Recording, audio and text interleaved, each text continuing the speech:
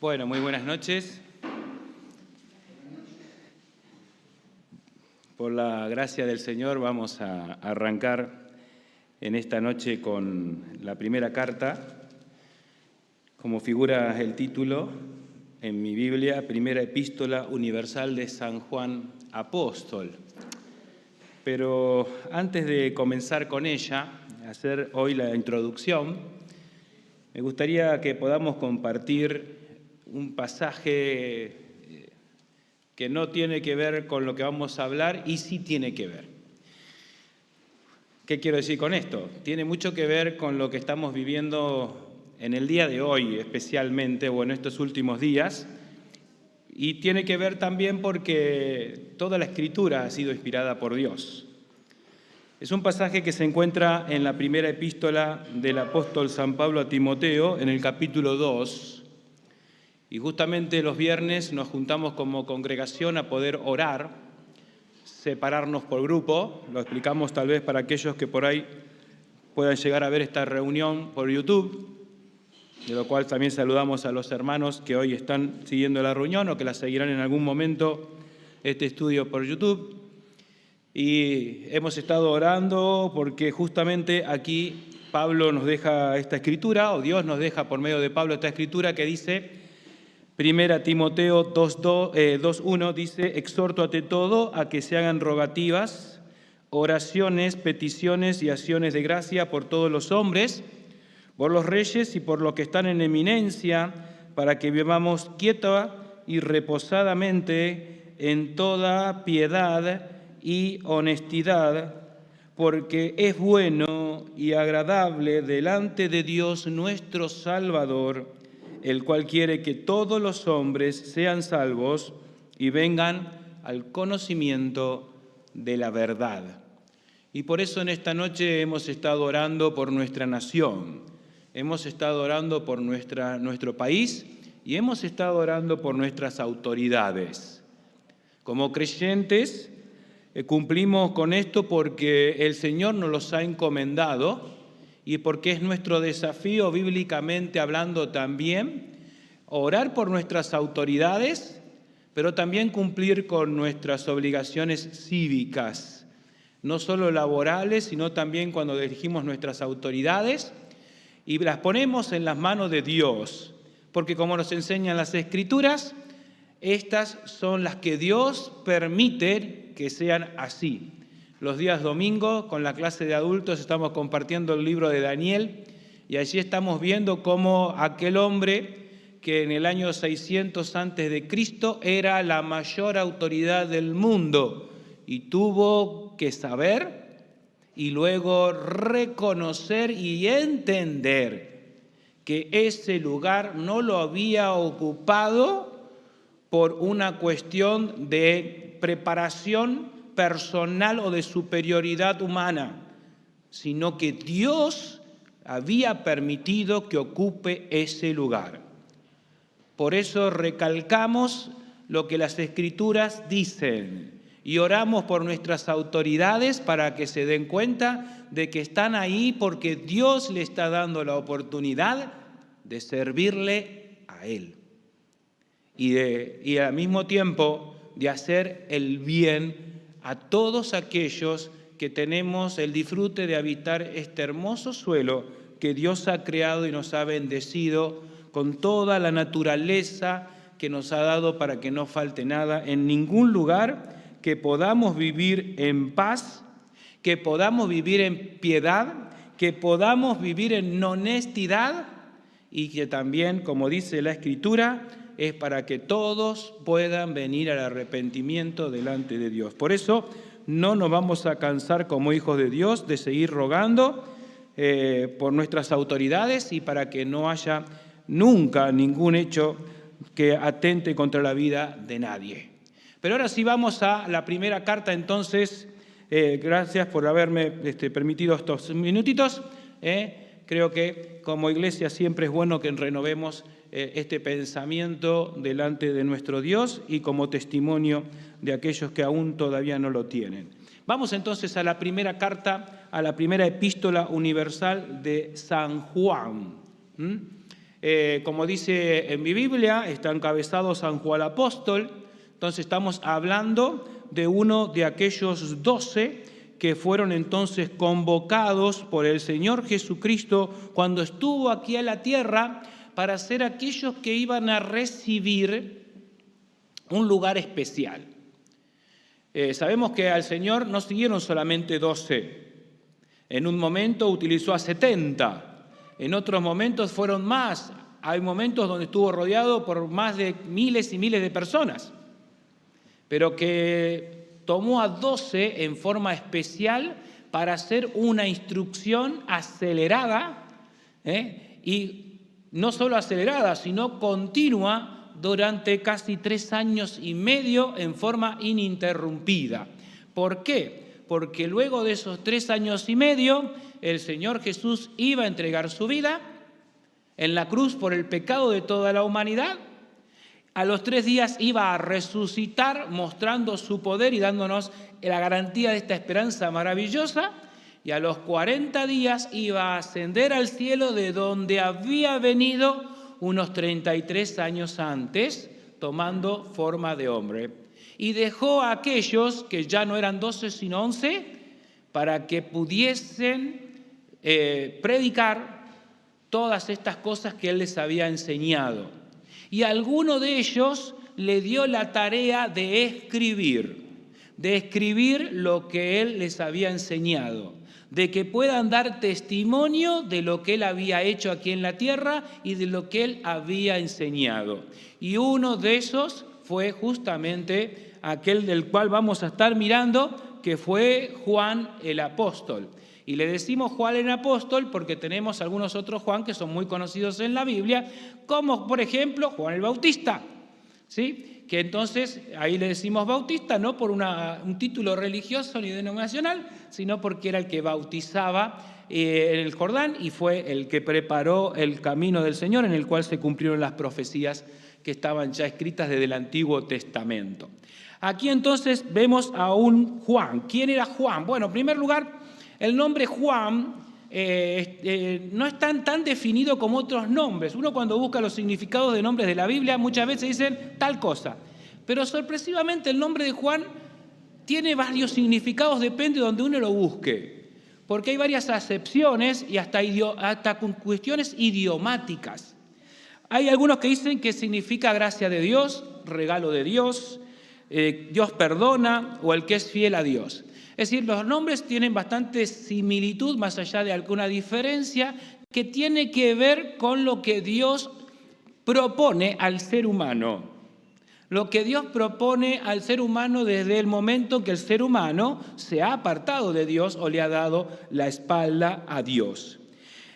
Juan, según vemos en las Escrituras, más allá de alguno que pueda llegar a pensar diferente, creemos que es el autor de estos 5 libros que encontramos. El primero, el Evangelio de nuestro Señor Jesucristo, según San Juan, que es el 4.º que encontramos libro del Nuevo Testamento. Las cartas que están aquí, primera Juan, que la vamos a estar estudiando, segunda y tercera carta universal de Juan, y el libro que cierra las Escrituras de este maravilloso libro y único inspirado por Dios, que es el libro de Apocalipsis. Es decir, Juan es aquel discípulo que estuvo entre los 12 y que calculamos, según la descripción bíblica, que fue el más joven de todo ese grupo que se reunía todos los días y que convivió durante casi 3 años y medio con nuestro Señor Jesucristo. Ahora, es muy notable que cuando nosotros nos detenemos a ver, muchas veces algunos de los discípulos se han hecho famosos por su carácter, ¿no? Cuando nos hablaban de Pedro, por ejemplo, y siempre a Pedro lo hemos tenido como, bueno, por ahí el más rebeldón, ¿no? El más prepotente, el que iba siempre ahí a veces anticipándose o metiendo la pata, como decimos vulgarmente. Ahora, es muy notable que aquellos que escuchamos la palabra de Dios desde muy chicos, siempre nos hemos hecho la idea de que Juan era el discípulo amado. Entonces nos quedó la idea como que Juan era el discípulo amado porque, bueno, se ve que sería muy cariñoso, muy amable, tal vez hasta calladito.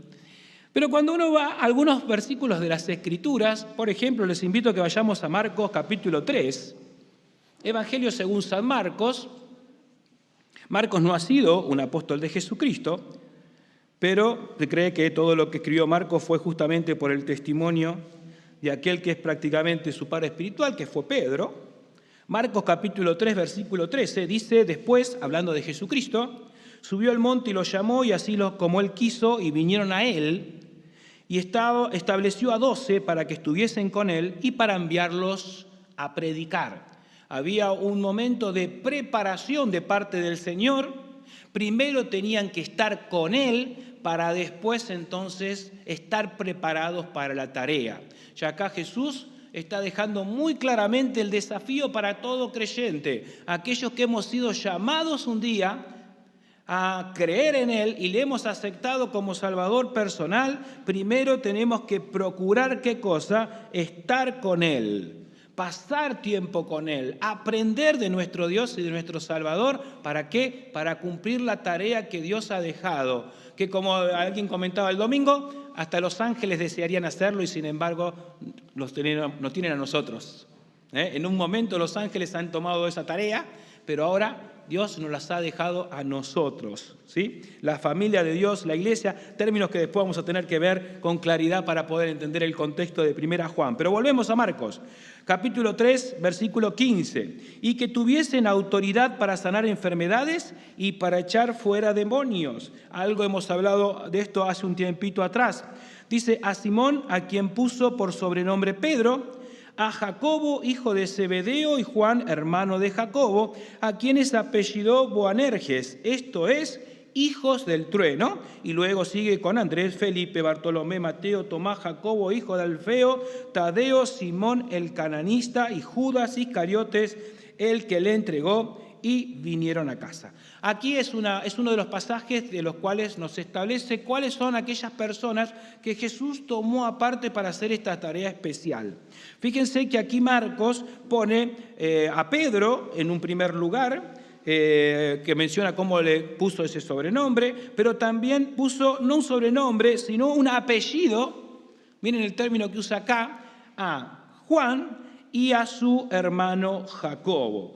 Ambos hijos de Zebedeo. Por las Escrituras podemos llegar hasta armar cómo era la familia de Juan. Pero me quería detener un poquitito primero en cómo el Señor Jesús los apellidó. Acuérdense que el apellido en ese momento no existía, como hoy, ¿no?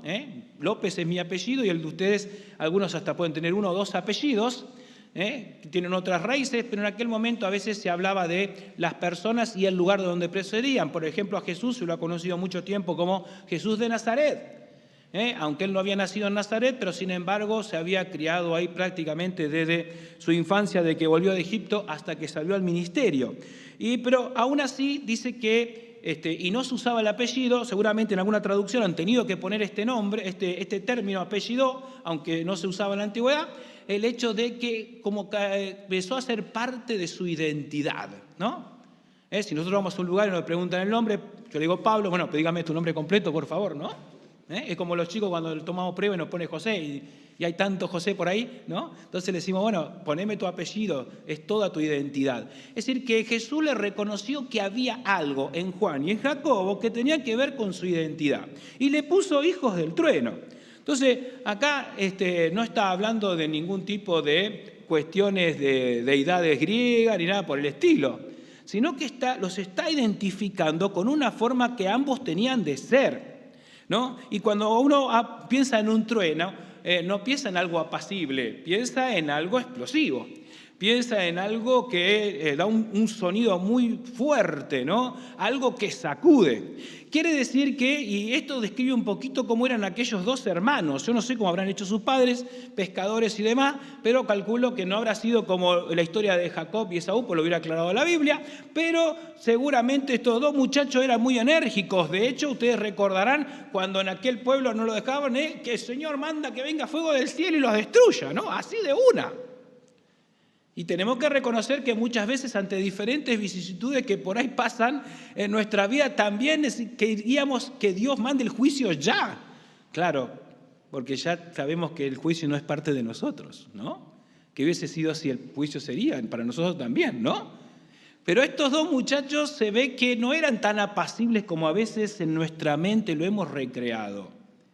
Y fijémonos que más allá del carácter que queda muy expuesto de Pedro en las Escrituras, no se le pone un apodo como este. Todo lo contrario, cuando Jesús lo apoda a Pedro, le dice, ¿no?, que él iba a ser un baluarte, que no era que la iglesia iba a depender de él, como muchos interpretan, pero sí que iba a ser una cosa muy importante en el ministerio de la palabra de Dios, especialmente a los judíos, por supuesto, como vemos en el libro de Hechos de los Apóstoles y como hemos estado aprendiendo con José y con Daniel en primera y segunda de Pedro, con las enseñanzas tan maravillosas. Así que ya de entrada vemos que tenemos a un Juan que realmente era una persona, se ve, muy explosiva, que era bastante determinante, que era bastante impulsiva y que uno se pregunta, bueno, pero el Señor se rodeó de esas personas.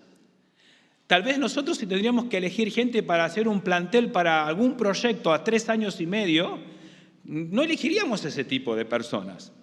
Pero el Señor Jesús sí lo hizo. Y nosotros tal vez podemos hacerlo queriendo o sin querer o por ignorancia. El Señor Jesús conocía a cada uno de los que llamó.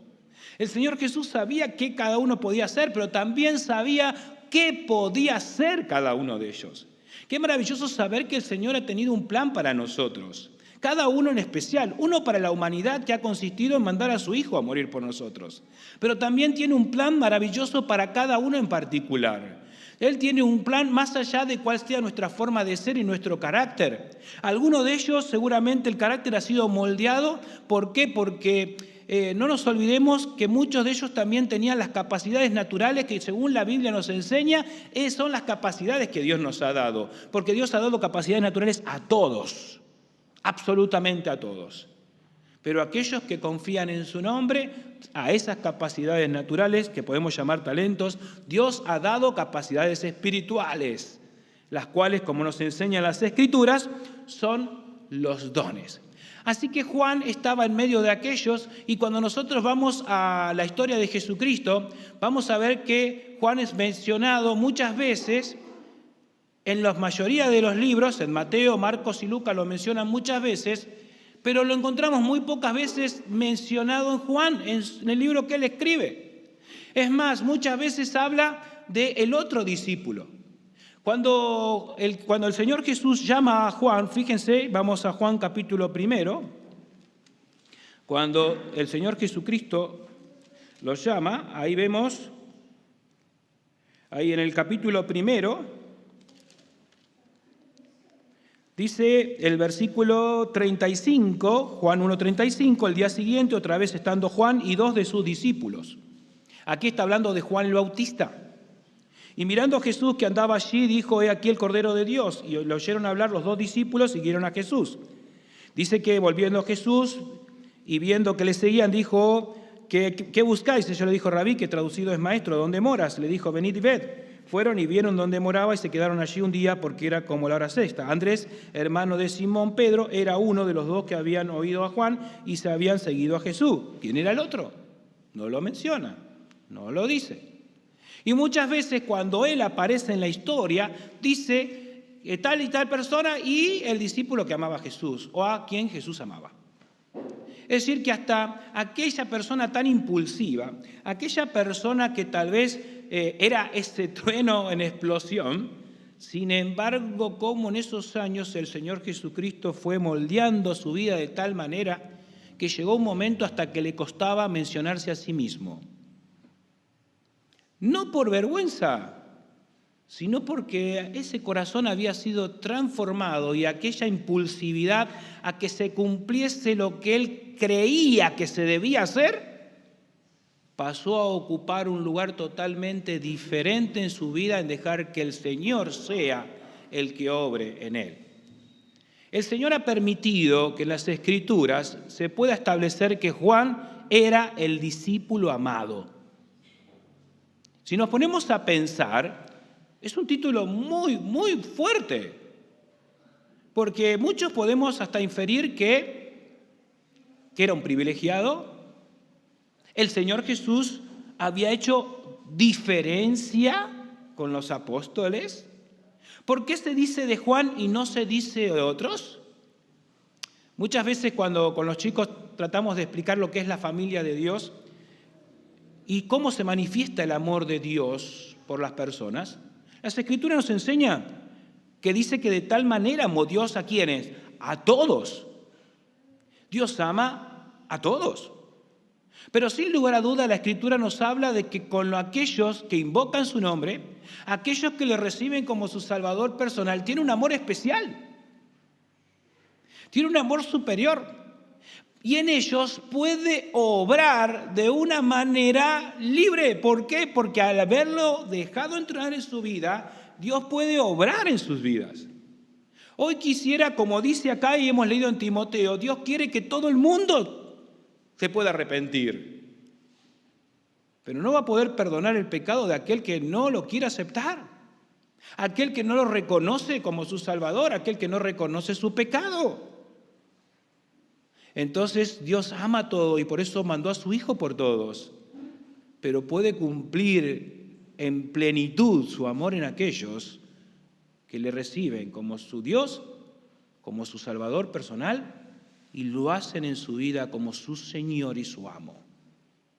Y esto es algo que sin lugar a dudas Juan pudo aprender y debía aprender, tal vez, permítame en el término, en un nivel tal vez un poco más alto que el resto. ¿Por qué? Porque un día lo iba a tener que expresar por escrito. Y para poder expresar por escrito no era simplemente porque ninguno de los escritores de la Biblia han sido dictados por Dios. Ninguno de ellos se sentó un día en un banco y vino un ángel o el mismo Señor y dijo, bueno, escribí. Sino que Dios ha hecho un trabajo de proceso en cada uno de esos corazones que se haga parte de sus vidas para después poderlo con toda claridad expresarlo, por supuesto guiado por su Espíritu. Por eso es un desafío abrir la Escritura, hermanos, para cualquiera, y no acá adelante, Cuando lo compartimos con nuestros amigos, cuando lo abrimos en la calle, es un desafío para nosotros. Porque justamente Dios ha tenido que trabajar y seguramente romper muchas cosas de nuestra mente, de nuestros corazones, para poderlo hablar y compartir con claridad. A veces romper cosas que tienen que ver con nuestras experiencias personales. Todos estos muchachos tuvieron que aprender muchas cosas, pero esos 3 años y medio no fueron solamente una preparación de meterle en el intelecto contenidos, sino sobre todo cambiar una vida totalmente en función de Dios. Volcar ese corazón y darlo vuelta de tal manera de que haya una verdadera conversión en sus corazones, una verdadera experiencia de acercamiento y de captar quién era Jesús. ¿Por qué? Porque no solo se lo iban a tener que contar a las personas de aquel entonces, sino que nos iban a tener que contar a nosotros 2000 años después. Y todo este trayecto desde aquel momento hasta ahora. Y me llama la atención leer que Juan mismo comienza allí narrando el capítulo 1, verso 35, que él era discípulo de Juan el Bautista, y le preguntó a Jesús, ¿dónde moras? Sabemos que Juan el Bautista era pariente de Jesús, ¿no es así? ¿Y alguno más era pariente de Jesús?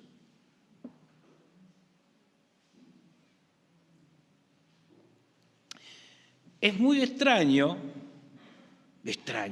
entre comillas, pero hay 2 menciones de mujeres en la Biblia. Una tiene que ver cuando Jesús fue crucificado y la otra tiene que ver cuando fueron a la tumba de Jesús. Y me sorprendió ver este detalle que no lo había observado, en ver que los 4, Mateo, Marcos, Lucas y Juan, hablan de aquellas mujeres que estuvieron frente a la cruz de Jesús y hay una persona que le van cambiando constantemente el ángulo de quién es. Por ejemplo, Juan dice que era la hermana de María, la madre de Jesús. En Mateo dice que era la madre de Jacobo y Juan, o mejor dicho, de los hijos de Zebedeo.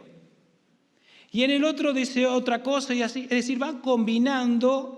Y en Marcos dice que era Salomé. Entonces, cuando uno va revisando esos 4 pasajes y los va entrecruzando con los de las mujeres que fueron a la tumba, se da cuenta que María, madre de Jesús, es siempre María, madre de Jesús. Se da cuenta que María Magdalena siempre María Magdalena, pero ¿quién era Salomé? Que era la hermana de María y era la madre de Juan y Jacobo y era la mamá de los hijos del padre justamente de ellos dos. Es decir, estamos hablando de la misma persona. Quiere decir que Juan, si nosotros atamos todas estas cosas que que Juan no se anima a decirlo de forma directa, otra vez volvemos a lo mismo, casi ni se menciona a él y no dice que era su madre la que estaba en la cruz. Es decir, que Juan estuvo frente a la cruz, de hecho fue el único que estuvo allí, de los discípulos, y menciona el diálogo que tuvo Jesús con su madre y con él, pero menciona que estaba la hermana de María, la madre de Juan, el apóstol, era la hermana de María. Es decir, que Jesús era primo de Juan. Juan era primo de Jesús, directo, era más directo que Juan el Bautista, de hecho. Pero nunca lo menciona como para decir, wow, acá estoy yo. Mirá que soy el primo, Soy el primo del Mesías, soy el primo del Señor. No lo dice. Entonces, ¿qué cambio hubo y tuvo que hacer el Señor durante todos aquellos años? Sabemos que Juan es uno de los últimos escritores de la Biblia. Escribe alrededor de los últimos años del primer siglo, es decir, unos 60 años después de la muerte y resurrección de Cristo. Todos aquellos años en que estuvo trabajando para el Señor y que tuvo la gran tarea de poder amoldar su alma a lo que Dios necesitaba que él escribiese. Toda una vida donde Dios trabajó en su corazón, ¿para qué?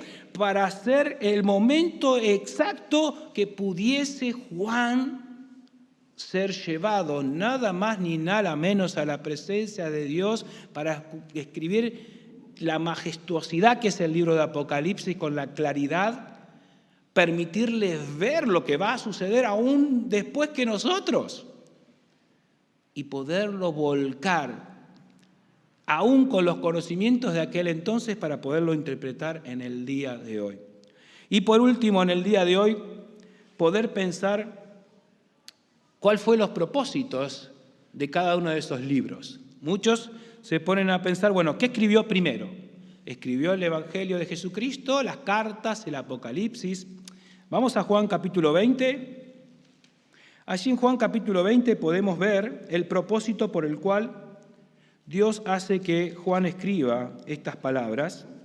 Juan 20, versículo 30, dice, Juan, el Evangelio según San Juan, capítulo 20, versículo 30, dice, hizo además Jesús muchas otras señales en presencia de sus discípulos, las cuales no están escritas en este libro, pero estas se han escrito para que creáis que Jesús es el Cristo, el Hijo de Dios, y para que creyendo tengáis vida en su nombre. En primer lugar, se le ha dado a Juan el contar los acontecimientos de la vida de Jesús. Juan presenta a Jesús como el Hijo de Dios. Mateo lo presenta como el león de la tribu de Judá. Marcos lo presenta como el Cordero de Dios, Lucas como el Hijo del Hombre y Juan como el Hijo de Dios. Y se ordenan de esta manera porque Dios muestra a Juan en el capítulo 4 de Apocalipsis cómo estaban ordenadas aquellas 4 bestias que adoraban el nombre de Dios, y la primera tenía aspecto de león, el león de Judá. El segundo tenía aspecto de cordero, el cordero de Dios. El tercero tenía aspecto de hombre, el hombre de Dios. Y el cuarto era un águila, es decir, el que vive en las alturas y el que viene de las alturas. Por eso las escrituras fueron ordenadas Mateo, Marcos, Lucas y Juan en ese orden. Porque Dios mismo, no sé qué fue eso, porque Dios mismo, un rebote, ¿no? Porque Dios mismo le dio a Juan que ese tenía que hacer mirando aquellas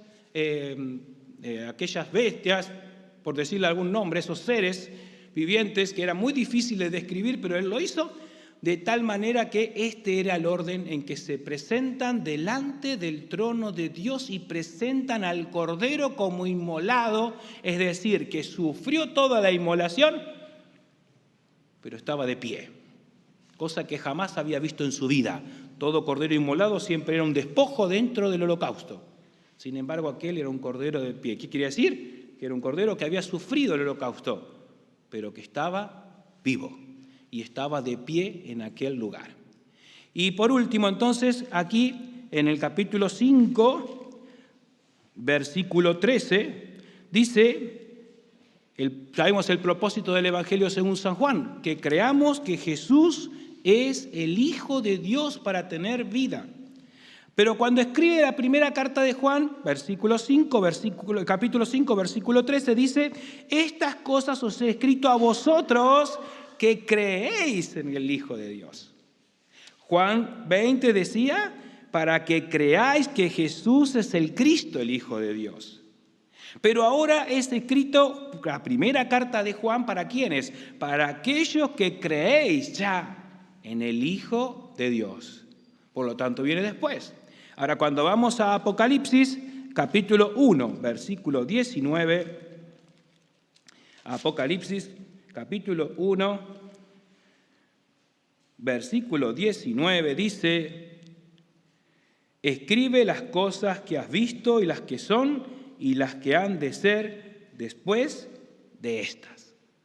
Es decir, tienes que escribir las cosas que fueron el Evangelio según San Juan, las cosas que son, la relación de Cristo y el amor de Cristo demostrado de diferentes maneras, como si Dios lo permite vamos a poder mirar la carta a partir del viernes que viene, y las cosas que serán después de esta. Es decir, toda la revelación que tiene que ver con los acontecimientos, que para nosotros algunas cosas son presentes, que tienen que ver con el capítulo 2 y 3 de Apocalipsis y futuras del capítulo 4 en adelante, pero ese no va a ser nuestro tema, así que solamente como introducción lo decimos. Así que comenzamos con la primera epístola universal de San Juan, regalo de Dios, gracia de Dios puede ser el significado, como Juan fue aquella persona que formó parte de momentos muy importantes, algo volveremos a poder ver el viernes que viene, para ya entrar directamente a considerar el capítulo 1, versículo 1, que tiene un trasfondo y una conexión impresionante con todas las cartas de Juan y con el comienzo de las mismas Escrituras. Dios nos bendiga.